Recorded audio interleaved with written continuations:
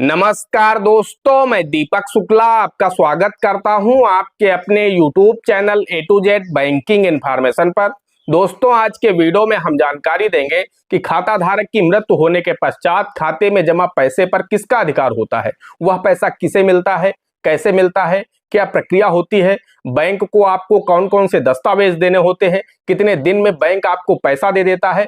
पूरी जानकारी इस वीडियो के माध्यम से हम आपको देने वाले हैं, क्योंकि आप में से बहुत सारे लोगों के कमेंट्स आए हैं कि सर हमारे घर का कोई सदस्य था जिनका बैंक में खाता था, उसमें पैसा जमा है, लेकिन उन्होंने किसी को भी नॉमिनी रजिस्टर नहीं करा रखा था। तो अब वह पैसा किसे मिलेगा, कैसे मिलेगा, कौन कौन से बैंक को हमें दस्तावेज देने होंगे, पूरी जानकारी आप लोगों को देने वाला हूं।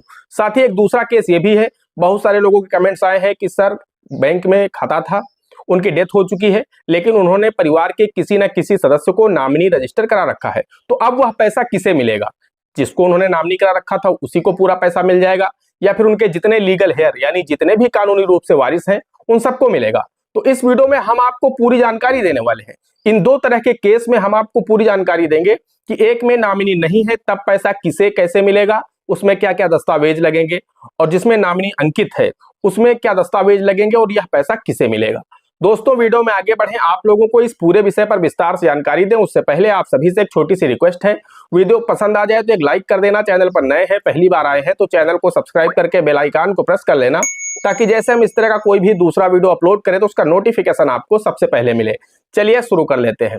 दोस्तों, सबसे पहले हम आपको बताना चाहते हैं कि दो तरह के केस होते हैं, मैंने आपको पहले ही बता दिया। एक केस होता है किसी तरह का कोई भी नॉमिनी खाते में अंकित नहीं है, यानी उन्होंने नॉमिनी नहीं करा रखा है और अचानक उनकी डेथ हो जाती है, पैसा खाते में जमा है। दूसरा केस ये होता है कि उन्होंने नॉमिनी तो करा रखा है लेकिन अचानक उनकी डेथ हो गई है, तो अब पैसा वह किसे मिलेगा। तो दोस्तों, सबसे पहले हमें जान लेते हैं कि जिनके खाते में किसी तरह का कोई भी नॉमिनी रजिस्टर नहीं है, यानी उनका जो खाता था उसमें किसी तरह का उन्होंने किसी भी व्यक्ति को नॉमिनी रजिस्टर नहीं करा रखा था और अचानक उनकी डेथ हो जाती है, बैंक में उनका पैसा जमा है, उस दशा में वह पैसा किसे मिलेगा, कैसे मिलेगा। तो दोस्तों, हम आपको बताना चाहते हैं उसमें उनके जो भी कानूनी रूप से वारिस होंगे। जैसे कि मान लीजिए किसी की डेथ हुई, अब उनकी पत्नी जीवित है, मान लीजिए पति की अचानक से डेथ हो जाती है और खाते में कोई भी नॉमिनी अंकित नहीं है, उस दशा में उनकी पत्नी हो सकती है, उनके 2 लड़के हो सकते हैं, 2 बेटियां हो सकती हैं। तो कुल मिलाकर कहने का तात्पर्य है कि उसमें जो 5 लोग हैं, यानी उनकी पत्नी, 2 बेटे और 2 बेटियां, ये सभी कानूनी रूप से उस पैसे के हकदार हैं, बराबर बराबर के हिस्सेदार हैं। सरकारें मानती है कि पांचों का इसमें बराबर का अधिकार है। तो उस दशा में अगर एक व्यक्ति को पैसा लेना है तो क्या करना होगा। ज्यादातर केसेस में क्या होता है कि चारों लोग यहाँ पर मान जाते हैं और एक व्यक्ति को बोल दिया जाता है कि किसी एक व्यक्ति को पैसा दे दिया जाए, तो बैंक उसी एक व्यक्ति को पैसा दे देती है। अब उसके लिए क्या करना होता है, प्रोसेस क्या होता है, वो मैं आपको बता देता हूं। तो दोस्तों, सबसे पहले उनके जो कानूनी वारिस हैं उन्हें जो व्यक्ति की मृत्यु हुई है, जो खाता धारक था, उनका डेथ सर्टिफिकेट जो कि प्रदेश सरकार के द्वारा जारी किया जाता है, वो मृत्यु प्रमाण पत्र लाना होगा। उसके साथ उन्हें परिवार रजिस्टर की नकल देनी होगी, जो कि पंचायत सेक्रेटरी के द्वारा बनाई जाती है, जो कि ब्लॉक के आपके अधिकारी होते हैं। तो आपको अपने ब्लॉक यानी विकासखंड जाना होगा, वहां से परिवार रजिस्टर की नकल निकलवानी होगी। उसमें देखा जाएगा कि किसके किसके नाम है इसमें उनके परिवार में। तो वहां पर उनके 2 बेटे और 2 बेटियां और उनकी पत्नी का नाम होगा उसी में। तो ये 5 लोग वहां पर मान लिए जाएंगे कि हाँ, इनके कानूनी रूप से 5 लोग वारिस हैं। उसके बाद में अगर आपका जो अमाउंट है वो 5,000 रुपए से कम है, तो बैंक इन्हीं 2 डॉक्यूमेंट के आधार पर एक एफिडेविट ले लेगा और पैसा उनकी पत्नी के खाते में ट्रांसफर कर देगा। उनके जो 2 बेटे और 2 बेटियां हैं उनसे एक सादे कागज पर नो ऑब्जेक्शन ले लेगा, एक प्रमाण पत्र ले लेगा, जिसमें उनसे लिखवा लेगा कि आप घोषणा पत्र लिख दीजिए, जिसमें बोल दीजिए कि हमें किसी तरह की कोई भी आपत्ति नहीं, पैसा माता जी को दे दिया जाए। तो उस दशा में पैसा माता जी को मिल जाएगा। लेकिन अगर आपका अमाउंट 5,000 रुपए से अधिक है और 5 लाख रुपए से कम है, यहां पर आपको ध्यान रखना है 5,000 रुपए से अधिक है लेकिन 5 लाख रुपए से कम है, उस दशा में आपको जिलाधिकारी द्वारा जारी जो उत्तराधिकार प्रमाण पत्र होता है वो लाना होगा, जिसे सक्सेशन सर्टिफिकेट बोला जाता है या फिर पारिवारिक सदस्यता प्रमाण पत्र बोला जाता है। ये डॉक्यूमेंट आपको जिलाधिकारी कार्यालय से बनवाना होगा।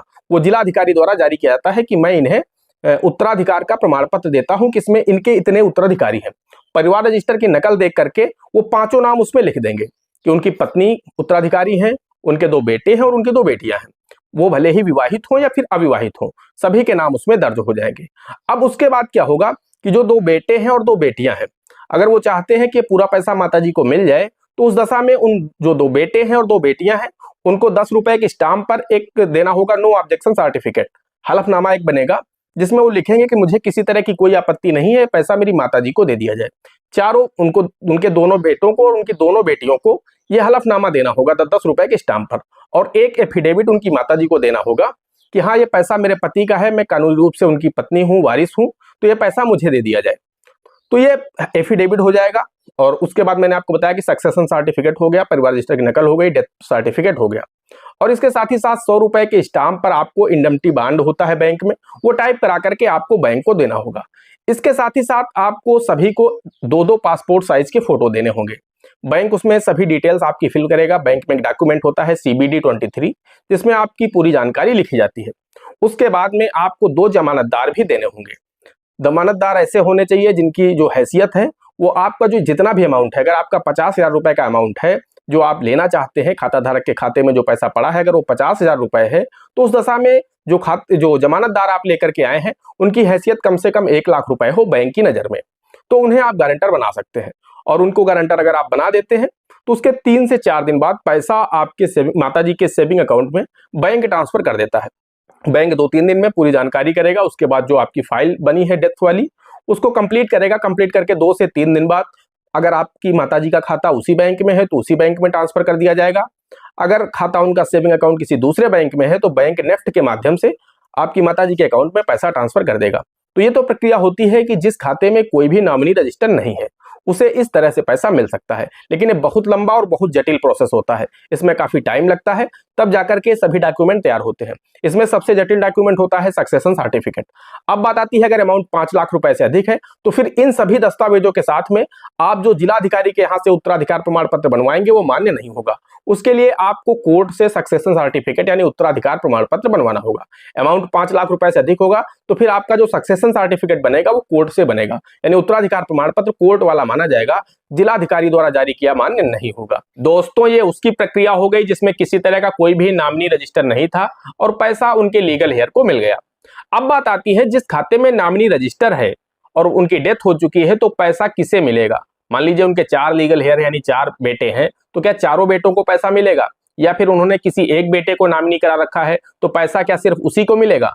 तो दोस्तों हम आपको बताना चाहते हैं जिस खाते में नामिनी रजिस्टर होता है और अगर खाता धारक की डेथ हो जाती है उस दशा में जो भी नामिनी होता है उसे उस बैंक में जा करके सिर्फ और सिर्फ खाता धारक का डेथ सर्टिफिकेट देना होता है, अन्य कोई भी डॉक्यूमेंट नहीं देना होता है।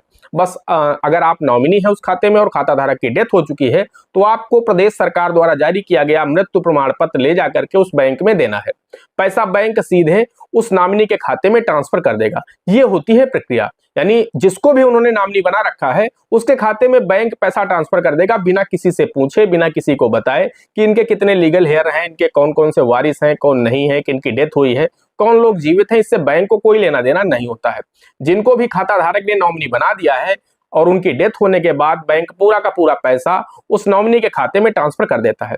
हाँ, यहाँ पर एक बात आती है कि अगर उनके मान लीजिए 4 भाई हैं और एक भाई को खाता धारक ने नॉमिनी बना रखा है, एक ही बेटे को नॉमिनी बना करके गए हैं और बैंक ने पूरा पैसा एक ही बेटे के खाते में ट्रांसफर कर दिया है, उस दशा में बाकी के अगर उनके 3 बेटे सहमत नहीं है और अगर वो कोर्ट चले जाते हैं तो कोर्ट से फिर वहां पर जब सक्सेशन सर्टिफिकेट बनेगा तो उसके बाद उस बेटे को कोर्ट आदेश करेगा कि जितना भी पैसा उनका जमा था, जो भी पैसा आपको मिला है उसमें 4 हिस्से लगेंगे। इसमें चारों बेटों को बराबर की हिस्सेदारी है या फिर उनकी 2 बेटियां हैं तो 6 लोगों की इसमें बराबर की हिस्सेदारी है, सभी को बराबर बराबर पैसा बांटा जाए। तो कोर्ट के आदेश पर फिर उस बेटे को चारों लोगों में या फिर 6 लोगों में 1/4 या फिर 1/6 हिस्सा बराबर बांट दिया जाएगा। दोस्तों आशा करते हैं जानकारी पसंद आई होगी। अगर जानकारी पसंद आई हो तो प्लीज वीडियो को एक लाइक करना। चैनल पर नए हैं, पहली बार आए हैं तो चैनल को सब्सक्राइब करके बेल आइकन को प्रेस कर लेना ताकि जैसे हम इस तरह का कोई भी दूसरा वीडियो अपलोड करें उसका नोटिफिकेशन आपको सबसे पहले मिले। दोस्तों आज के वीडियो में इतना ही, मिलते हैं अगले वीडियो में किसी अगले इंटरेस्टिंग टॉपिक के साथ। तब तक के लिए जय हिंद, जय भारत।